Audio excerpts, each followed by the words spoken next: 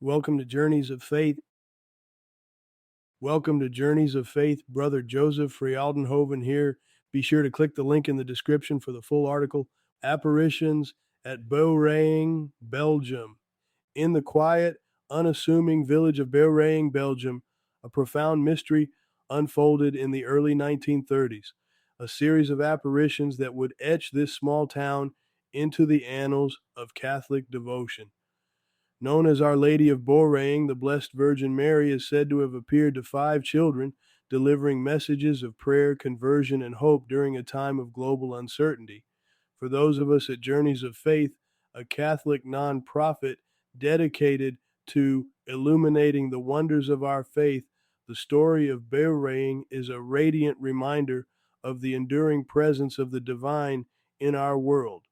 Since 1980, we've guided countless souls on pilgrimages to sacred sites like this, deepening our collective love for the Eucharist, the saints, and Marian devotions. And picture this: a cold November evening in 1932, the world grappling with the aftermath of war and the looming shadow of economic despair. Against this backdrop, 5 young visionaries, siblings, and friends, innocent and unassuming, witnessed something extraordinary near a humble hawthorn tree. What they saw and heard would ripple through their small community and beyond, drawing pilgrims from across the globe seeking the grace of Our Lady of Beauraing. Their accounts, scrutinized by church authorities and ultimately approved, speak to a motherly call for prayer and sacrifice, a plea that resonates just as powerfully today. At Journeys of Faith, we believe these sacred moments are not relics of the past, but living invitations to grow closer to God. Through our resources, pilgrimages, and retreats, we strive to bring stories like Beauraing to life, inspiring Catholics everywhere to heed the messages of the Blessed Mother and embrace the transformative power of faith. The 5 visionary children and their families. In the quiet, unassuming village of Beauraing, Belgium, the extraordinary broke through the ordinary on a chilly November evening in 1932. 5 children, bound by family ties and innocent curiosity, became the unlikely witnesses to a series of apparitions of Our Lady of Beauraing. These weren't polished saints or seasoned mystics. They were kids, siblings, and friends, caught up in a divine encounter that would reshape their lives and inspire countless others. Let's meet them. Fernand, Gilbert, and Albert Voisin, alongside Gilbert and André Desjambres. Their story isn't just about celestial visions. It's about the grit of small-town life, the skepticism they faced, and the unshakable faith that grew in their young hearts. The Voisin siblings, Fernand, 15, Gilbert, 13, and Albert, 11, came from a working-class family, their days shaped by the rhythms of rural Belgium. Their parents, though devout in their own way, weren't overly pious.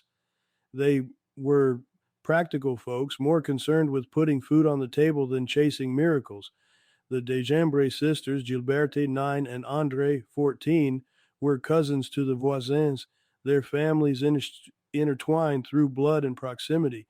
Their mother, a widow, carried the weight of raising her girls alone, her faith a quiet anchor in a life of struggle. These weren't children raised on tales of mysticism. They were scrappy, playful, and grounded, the kind of kids you'd find teasing each other on the way home from school. On November 29, 1932, their world tilted.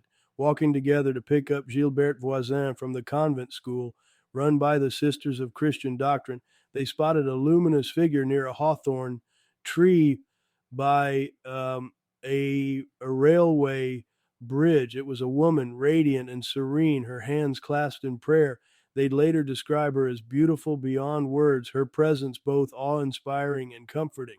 But let's not romanticize it too much. Initially, they were spooked. Albert, the youngest Voisin, even bolted to fetch a nun, half expecting to be scolded for making up stories. The adults, predictably, didn't believe them at first. Their families, steeped in the pragmatism of hard labor, thought it was childish imagination, or worse, a prank. Yet the visions persisted night after night, drawing crowds and scrutiny alike. What strikes you about these 5 is their ordinariness. They weren't seeking attention or glory. In fact, the spotlight brought them more grief than joy in those early days. They faced ridicule from neighbors, endless questioning from church authorities, and even tension within their own families. Fernand, the eldest, bore much of the burden, often speaking for the group with a quiet resolve that belied her age. Gilberte de Jambre, the youngest at just 9, carried a childlike sincerity in her accounts, her wide-eyed wonder cutting through the skepticism. Together they held fast to what they saw, even as the pressure mounted. Their bond as siblings and cousins became their shield, a reminder that they weren't alone in this bewildering journey. The messages they received from Our Lady of Beauraing weren't grand treatises on theology. They were simple, almost tender calls to pray, to be good, to trust in her immaculate heart. But simplicity doesn't mean insignificance.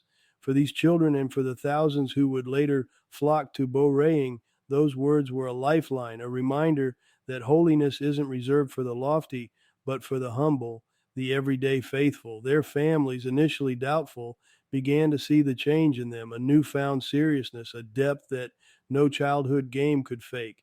This wasn't just a passing fancy, it was a transformation, one that would echo far beyond the borders of their little village. Embark on a sacred journey with Journeys of Faith. Hey there, fellow seekers of the divine. If the story of Our Lady of Beauraing has stirred something deep in your soul, let's take that inspiration to the next level. At Journeys of Faith, we're not just about reading or watching, we're about living the Catholic faith through transformative experiences. Since 1980, we've been guiding pilgrims like you to the world's most sacred shrines, from Beauraing to the Holy Land, helping you encounter the wonders of the Eucharist, the saints, and Marian devotions firsthand, ready to walk where miracles happen. Here's how you can dive deeper with us. Explore our resources, grab a copy of our best-selling books, or stream our WTN aired programs to fuel your faith at home. Retreat with us. Visit our Holy Family Mission in Arkansas for a soul-refreshing retreat experience. Stay connected. Sign up for our newsletter to get updates on upcoming pilgrimages, new media, and community events. Let's journey together. Visit our website today and discover how Journeys of Faith can inspire your path to Christ. Historical setting of Beauraing in the 1930s. Nestled in the heart of Belgium's Wallonia region, Beauraing in the 1930s was a quiet, unassuming town far removed from the bustling industrial centers of the era. This was a place where time seemed to stand still, where the rhythm of life was dictated by the seasons, the church bells, and the simple, hard-working routines of its people. The Great Depression had cast a long shadow over much of the world, and Beauraing, though spared the worst of the economic devastation, felt the weight of uncertainty. Families clung to faith and tradition as anchors in a world that seemed to be unraveling at the seams. The town itself was modest, with cobblestone streets winding through clusters of brick homes and small farms dotting the surrounding countryside. At its spiritual center stood the local church, a humble yet sacred space where the community gathered to pray, to mourn, and to hope. The early 1930s were marked by a palpable tension across Europe, whispers of political unrest, and the rise of ideologies that would soon plunge the continent into chaos. Yet, in Beauraing, life carried on with a quiet resilience, the people unaware that their small town was about to become a focal point of divine mystery. It was against this backdrop of simplicity and struggle that the apparitions of Our Lady of Beauraing would unfold. The town's children, who would soon become the unlikely messengers of a heavenly vision, were shaped by this era of hardship and faith. They walked to school under gray November skies, their lives intertwined with the rosary and the daily grind of a world on the brink. Little did they or anyone know that Beauraing was about to be etched into the annals of Catholic history, a beacon of hope amid the gathering storm. Chronology of the 32 apparitions. In the quiet, unassuming village of Beauraing, Belgium, a divine mystery unfolded between November 29, 1932 and January 3, 1933. Over the course of these 32 apparitions, Our Lady of Beauraing revealed herself to 5 children, Fernand, Gilbert, and Albert Voisin, along with André and Gilbert de Jambre, leaving an indelible mark on their lives and the faithful who would come to revere this sacred ground. What follows is a detailed timeline of these heavenly encounters pieced together from the children's accounts with a reverence for the profound simplicity of their witness. November 29th, 1932, it began innocently enough, the children walking home near the Lord's Grotto by the convent of the Sisters of Christian Doctrine caught sight of a luminous figure, a woman in white, hovering above the ground. Her hands were joined in prayer, a rosary draped over her arm. Stunned, they couldn't tear their eyes away. Our Lady didn't speak that first night, but her presence was a silent thunder, shaking the ordinary into the extraordinary. November 30th to December 2nd, 1932. She returned each evening, always near the grotto, her form radiant against the dark Belgian sky. The children described her as heartbreakingly beautiful, with a sorrowful yet tender expression. On December 2nd, she finally spoke, her voice soft but piercing. Be good. 2 words, yet they carried the weight of a mother's plea, urging these young souls and all who would hear their story to strive for real, for our holiness. December 8th, 1932, on the Feast of the Immaculate Conception, Our Lady's appearances grew more intense. She asked for a chapel to be built, a request that would echo through the decades as a call to create a space for prayer and pilgrimage. Her words were sparse but loaded with purpose, as if each syllable was meant to be pondered for a lifetime. December 17th to 29th, 1932, the visions became a nightly rhythm, drawing crowds despite the biting winter cold. Our Lady began to reveal more of herself, identifying as the Immaculate Virgin and later the Mother of God, the Queen of Heaven. On December 21st, she made a haunting request. Pray, pray very much. The urgency in her tone wasn't lost on the children who knelt on the frozen ground, their breath visible in the frigid air, reciting the rosary with a fervor that belied their tender years. January 1st to 3rd, 1933. The final apparitions were a crescendo of grace. On January 3rd, Our Lady entrusted a secret to 3 of the children, a message they carried in silence until their dying days. She also bade them farewell with a promise that reverberates through time. I will convert sinners. Her golden heart, visible on her chest during these last encounters, seemed to pulse with divine love, a visual testament to her maternal intercession. These 32 apparitions, spanning just over a month, weren't mere spectacles. They were a slow, deliberate unveiling of heaven's concern for humanity. Each visit from Our Lady of Beauraing built on the last, weaving a tapestry of messages, prayer, sacrifice, conversion, that remain as urgent today as they were in the frostbitten winter of 1932 to 1933. The children, ordinary in every way, became vessels of an extraordinary mission, their simple faith a mirror for all who seek the divine in the mundane. The message of Our Lady's Golden Heart.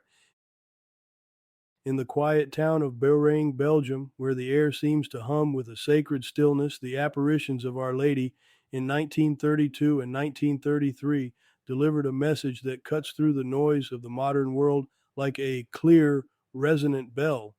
Between November 29th, 1932 and January 3rd, 1933, the Blessed Virgin Mary appeared 33 times to 5 young children, Fernand, Gilbert, Albert Voisin, along with André and Gilbert de Jambre, revealing herself as the Immaculate Virgin with a heart of gold radiating from her chest. This wasn't just a visual marvel, it was a profound symbol, a call to the faithful to look deeper, to see the love and sorrow intertwined in her maternal gaze. The children, ranging in age from 9 to 15, described Our Lady of Beauraing as a figure of breathtaking beauty, dressed in white with a blue sash, her hands folded in prayer, and a golden heart shining with an otherworldly light. But it wasn't just her appearance that captivated them and the thousands who would soon flock to this obscure village. It was her words, simple yet piercing, delivered with a tenderness that could soften the hardest of hearts. Always be good, she urged, a directive so plain yet so challenging in a world often distracted by fleeting desires. She called for prayer, for conversion, for a return to the sacraments, especially the Eucharist, and she asked for a chapel to be built, a tangible sign of devotion in a place now forever marked by her presence. What strikes the soul most, though, is the image of that golden heart. It wasn't just an ornament, it was a window into Mary's own suffering and love, a reminder of her role as the sorrowful mother who stands at the foot of the cross, interceding for humanity. She revealed herself as the Mother of God, Queen of Heaven, and her message carried an urgency to pray for the conversion of sinners, to sacrifice for others, to trust in her intercession. In one of her final appearances, she spoke directly to Fernand, saying, "Do you love my son? Do you love me? Then sacrifice yourself for me." These words aren't just a historical footnote, they're a personal challenge echoing across decades, asking each of us to consider what we're willing to give for love of Christ and his mother. The apparitions at Beauraing, though less known than Lourdes or Fatima, carry a quiet power, a reminder that holiness often blooms in the most unassuming places. The golden heart of Our Lady isn't just a vision for those 5 children, it's an invitation to all of us to open our own hearts, to let them shine with the same sacrificial love she embodies. As the crowds grew and miracles of healing, both physical and spiritual, began to emerge, the message took root. Mary's heart beats for us, and she beckons us to mirror that rhythm in our own lives. Call to prayer and sacrifice for sinners in the quiet fields of Beauraing, Belgium, where the Blessed Virgin Mary appeared to 5 young children in 1932 and 1933, a profound message echoed through the frostbitten air, a call that cuts through the noise of our modern lives like a blade. Our Lady of Beauraing, with her serene countenance and golden heart, didn't just appear to comfort or to awe. She came with a mission. She urged the children, and through them all of us, to pray fervently and to offer sacrifices for the conversion of sinners. This wasn't a gentle suggestion, it was a directive from the Queen of Heaven, a reminder of the weight of sin and the power of intercession. Imagine the scene, the children bundled against the winter chill, kneeling on the hard ground as Mary's voice, soft yet commanding, implores them to be instruments of grace. She asked for prayer, constant, unwavering prayer, as a lifeline for those lost in darkness. But she didn't stop there. Sacrifice, she insisted, was equally vital. Small acts of penance offered with love could tip the scales of salvation for a soul teetering on the edge. It's a raw, unflinching request, one that demands we look beyond our own comfort and convenience to the needs of others. This message at Beauraing isn't just a historical footnote, it's a living challenge. In a world obsessed with self gratification, Mary's words are a gut punch. They remind us that faith isn't passive, it's active, gritty, and sometimes uncomfortable. To pray and sacrifice for sinners means stepping into the spiritual battlefield, armed not with weapons, but with rosaries and quiet offerings of suffering. It's about seeing the brokenness around us and refusing to look away, choosing instead to carry a piece of that burden through our own small crosses. Our Lady of Beauraing's call is clear. We are not bystanders in the drama of salvation. We are called to be warriors of prayer, to stand in the gap for those who cannot or will not pray for themselves. It's a mission that strips away complacency and demands everything, our time, our tears, our hidden sacrifices. And in that giving, we find a deeper connection to the heart of Christ, who gave all for the very sinners Mary asks us to remember. Borkur, miraculous healings and documented favors. In the quiet town of Beauraing, Belgium, the apparitions of Our Lady were not just fleeting moments of divine encounter. They left behind a tangible legacy of grace that continues to echo through the decades. The Blessed Virgin appearing to 5 children between November 1932 and January 1933 didn't merely offer words of comfort. She became a conduit for miracles that defy explanation, stirring the hearts of the faithful and skeptics alike. These events, meticulously documented by church authorities, paint a picture of a heavenly intercessor whose love manifests in the most profound and personal ways. Among the most striking accounts are the healings attributed to Our Lady of Beauraing. Take, for instance, the case of a young girl crippled by a debilitating illness, unable to walk for years. After fervent prayers at the side of the apparitions, she rose from her wheelchair during a pilgrimage, her steps tentative at first, then resolute, a living testament to the power of faith. This wasn't an isolated incident. Countless others have reported sudden recoveries from chronic ailments, from blindness to severe respiratory conditions, often after invoking the Blessed Mother's intercession at the hawthorn tree where she appeared. The Church, ever cautious, investigated these claims with rigor, and while not all were officially declared miraculous, the sheer volume of testimony speaks to something extraordinary at work. Beyond physical healings, there are the quieter, yet no less powerful favors, broken families reconciled, wayward souls returning to the faith, and desperate prayers answered in ways that could only be described as providential. Pilgrims have long flocked to Beauraing, drawn by stories of Our Lady's maternal care, leaving behind votive offerings and heartfelt notes of gratitude at the shrine. These documented favors, recorded in the annals of the local diocese, reveal a pattern of divine intervention that transcends mere coincidence. They remind us that the Mother of God, in her golden-hearted compassion, as witnessed in Beauraing, remains ever near to those who call upon her. The impact of these miracles and favors isn't just in the individual stories, though they are deeply moving. It's in the collective witness they bear, a reminder that the supernatural can pierce through the mundane, that heaven stoops low to touch earth in places like Beauraing. For every healing, for every answered plea, there's a ripple effect, inspiring others to trust, to pray, to hope against all odds. The legacy of Our Lady of Beauraing is not just in the visions of 5 children, but in the transformed lives that continue to unfold under her watchful gaze.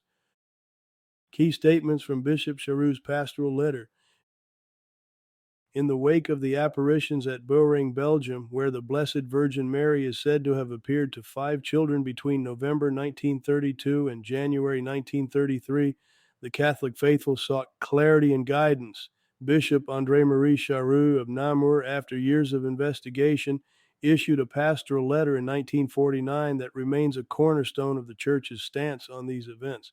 With a tone both measured and reverent, the bishop's words cut through the fog of speculation, offering a path for devotion grounded in discernment. Bishop Charue declared that the apparitions bore the marks of authenticity, affirming that we are able in all serenity and prudence to believe that the Queen of Heaven appeared to the children of Beauraing. This wasn't a hasty endorsement, but the result of rigorous scrutiny, interviews, testimonies, and theological reflection spanning over a decade. He pointed to the simplicity and consistency of the children's accounts, their lack of guile, as evidence of something beyond mere imagination. The bishop noted the profound spiritual fruits born from the events: conversions, renewed prayer, and a deepened love for the Eucharist among the faithful who flocked to Beauraing. Yet Bishop Charue was no wide-eyed enthusiast. He urged caution against sensationalism, emphasizing that any devotion to Our Lady of Beauraing must align with the Church's teachings. He highlighted Mary's reported messages, which called for prayer, sacrifice, and a turning of hearts toward her Son. I am the Immaculate Virgin, she is said to have proclaimed, a title that echoed her identity as the Mother of God and a beacon of purity in a world often clouded by sin. The bishop underscored her plea for a chapel to be built not as a monument to spectacle, but as a place of quiet encounter with the divine. Perhaps most striking was Bishop Charue's reflection on Mary's promise, I will convert sinners. This, he wrote, was the heart of her mission at Beauraing, a mission of mercy, not judgment. He invited the faithful to see in these apparitions a call to personal transformation, to become instruments of that same mercy in their own lives. His letter, steeped in pastoral care, didn't just validate a supernatural event. It framed Beauraing as a living invitation to holiness, one that resonates with anyone willing to listen. Frequently asked questions about the apparitions at Beauraing, Belgium. What are the apparitions at Beauraing, Belgium? The apparitions at Beauraing, Belgium are a series of Marian visions that took place in the small town of Beauraing in the early 1930s. Known as appearances of Our Lady of Beauraing, these events are revered by Catholics as supernatural encounters with the Blessed Virgin Mary. They hold a special place in the heart of the faithful, offering a profound call to prayer and conversion. At Journeys of Faith, we honor these sacred moments as part of our mission to illuminate the mysteries of our Catholic heritage. When did the Beauraing apparitions occur? The Beauraing apparitions unfolded between November 29, 1932 and January 3, 1933. Over this brief but transformative period, the Blessed Virgin Mary is said to have appeared multiple times, leaving an indelible mark on the witnesses and the town. These dates are etched into Catholic history, and at Journeys of Faith, we invite you to explore the timeline of these holy events as a way to deepen your spiritual journey. Who witnessed the Beauraing apparitions? The primary witnesses of the Beauraing apparitions were 5 children from 2 families in the town. Their names, Fernand, Gilbert, and Albert Voisin, along with André and Gilbert Desjambres, have become synonymous with this sacred story. Ranging in age from 9 to 15, these young souls bore witness to a divine mystery that would resonate through generations. Their testimony inspires us at Journeys of Faith to share their story with pilgrims and seekers alike. How many children saw the Beauraing apparitions? 5 children witnessed the apparitions of Our Lady of Beauraing.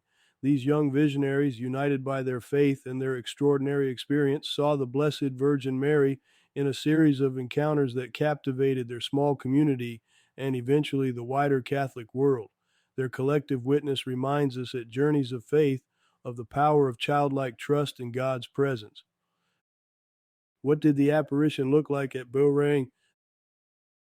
The children described Our Lady of Beauraing as a beautiful woman dressed in a long white gown with a blue sash around her waist.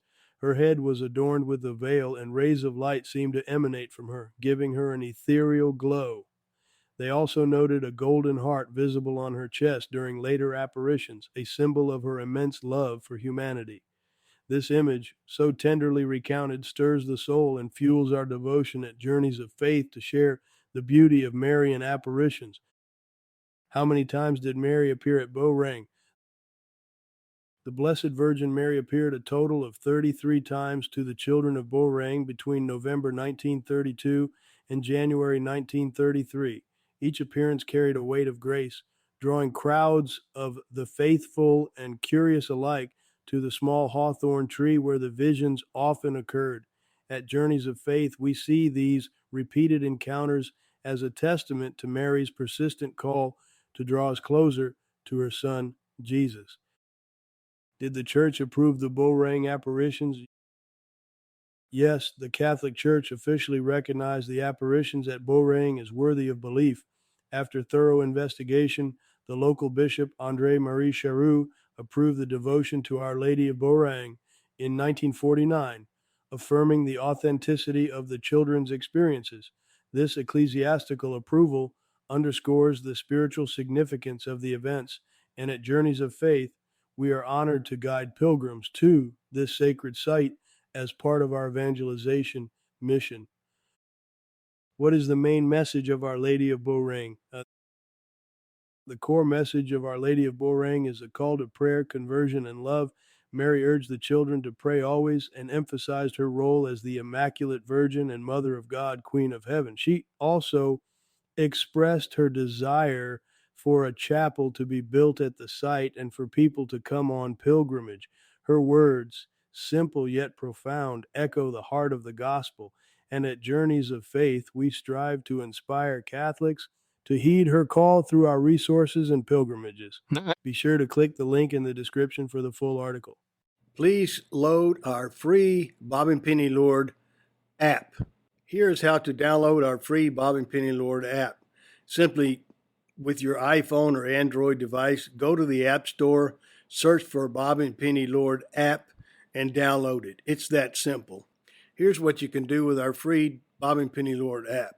Number one, there's a link to our marketplaces, our websites, our blog, and this podcast.